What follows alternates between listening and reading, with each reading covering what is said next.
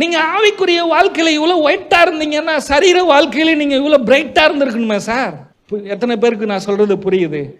இயேசு ஒன்ன கொடுத்து ஒன்ன கொடுக்காம விடுறவர்ல, உன் ஆவிக்குரிய வாழ்க்கையிலையும் சரீர வாழ்க்கையிலையும் சம்பூர்ணமாய் தருகிறவர்.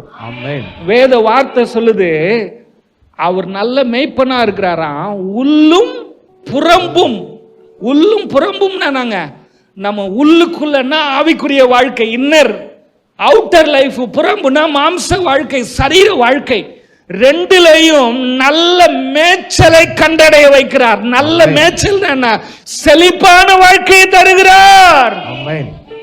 சொல்லும் போதே இடுப்பு உடையுது பாருங்க. ஆனா அப்படி சொன்னாவது உங்களுக்குள்ள போயிட்டு இறங்கணும் பாருங்க. அதே ஒரு சில ஆற்றலாம் ரொம்ப சாஃப்டா இருக்கும், ஆணியை வச்சு அப்படி தட்டுனா இதயத்துல போயிடும். ஒரு சில இதயம்லாம் கல்லா இருக்கு பாருங்க, காங்கிரீட் இதயம் மாதிரி இருக்குது. ஆசீர்வதிப்பார் அப்படின்னு கேட்டு காங்கிரீட் இதயத்துக்கு சொல்றேன் நான். எத்தனை பேர் காங்கிரீட் இதயம் வச்சிருக்கிறீங்க? காங்கிரீட் இதயம்னா என்னங்க? நியாயப்பிரமாண இதயம், எதிர்க்கும். நீ சொன்னா நான் கேட்டுருவேன்னா? எத்தனை பேர் இங்க உட்கார்ந்து இருக்கிறீங்க? உங்க இருதயம் காங்கிரீட் இருதயமா இருக்கக்கூடாது, கிருபையின் இருதயமா இருந்துச்சுன்னா ஆண்டவர் உள்ள வந்து வாசம் பண்ணுவார். ஒருவன் என் சத்தத்தை கேட்டு தன் கதவை திறந்தால் அவனுக்குள் வந்து பிரவேசித்து நான் என்ன பண்ணுவேன்? தங்குவேன் அப்படின்ற. அவனோடு நான் போஜனம் பண்ணுவேன். போஜனம் பண்ணுவேன்னா என்னங்க? உங்களுக்குள்ள வந்து உங்க குடல் எல்லாம் எடுத்து சாப்பிடுவாரா? உள்ள கிட்னி ஆற்றெல்லாம் எடுத்து சாப்பிட்டுருவாரா உங்களுக்குள்ள வந்து?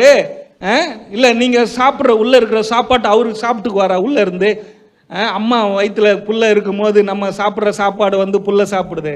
உள்ள வந்து உனக்குள்ள அவர் போஜனம் பண்ணுவார்னா ஆலயமாகி உனக்குள் வந்து அவருடைய சத்தியத்தினாலே உனக்கு போதனை செய்வார். அவருடைய சத்தியத்தினாலே உன்னை ஆசீர்வதிப்பார்.